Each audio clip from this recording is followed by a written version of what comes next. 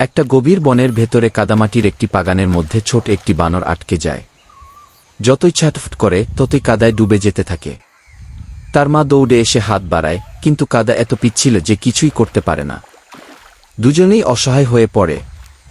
হঠাৎ একটি টিয়া পাখি এসে পাশে বসে সব দেখে। সে নিজে চেষ্টা করে বানরটাকে টানতে, কিন্তু শক্তি কম হওয়ায় ব্যর্থ হয়। তখন বুদ্ধি করে টিয়াটি আকাশে উড়ে উঠে চিৎকার করতে থাকে। তার ডাক শুনে অনেক টিয়া পাখি জড়ো হয়। সবাই মিলে কাছের একটি গাছ থেকে শক্ত লতা ছিঁড়ে আনে। লতাটি বানরের শরীরে জড়িয়ে ধীরে ধীরে টেনে তাকে কাদা থেকে উদ্ধার করে। মা ছেলে আবার মিলিত হয়, আর বন ভরে যায় আনন্দে।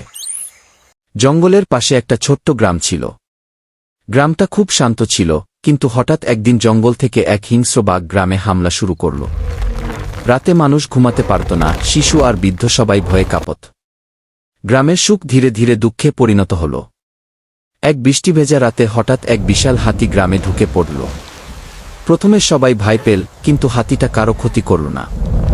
সে গ্রামের চারদিকে ঘুরে পাহারা দিতে লাগল। কয়েকদিন পর বাঘ আবার আক্রমণ করতে এলে হাতিটা জোরে ডাক দিয়ে তার সামনে দাঁড়াল। হাতির বিশাল শরীর আর শক্তির সামনে বাঘ ভয় পেয়ে জঙ্গলে পালিয়ে গেল। সেদিন থেকে হাতিটা গ্রামবাসীদের রক্ষক হয়ে গেল। গ্রামবাসীরা তাকে খাবার দিত, ভালোবাসত। শিশুরা আনন্দে তার পাশে খেলত। গ্রামে আবার হাসি আর শান্তি ফিরে এলো। একটি ছোট গ্রামে থাকত করিম নামের এক সাধারণ মানুষ। তার জীবনে কেউ ছিল না, শুধু ছিল একটি হলুদ রঙের বিড়াল, নাম তার টুকু। টুকুর চোখ দুটো ছিল উজ্জ্বল, আর হলুদ লোমে সবসময় রোদের আলো ঝিলমিল করত। করিম কাজ থেকে ফিরলে টুকু দৌড়ে এসে তার পায়ের কাছে ঘেঁষে বসত। একদিন করিম হঠাৎ খুব অসুস্থ হয়ে পড়ে।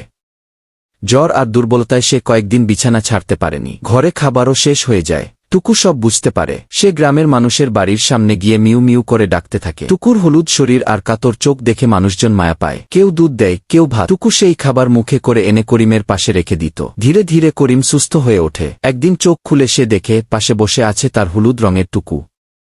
করিম চোখের জল মুছতে মুছতে বলে, তুই শুধু একটা বিড়াল না, তুই আমার আপন মানুষ গে। সকালবেলার আলো, রাস্তা বেশি ব্যস্ত, গাড়ি, বাস, হরনের শব্দ, সব মিলে একটা কোলাহল।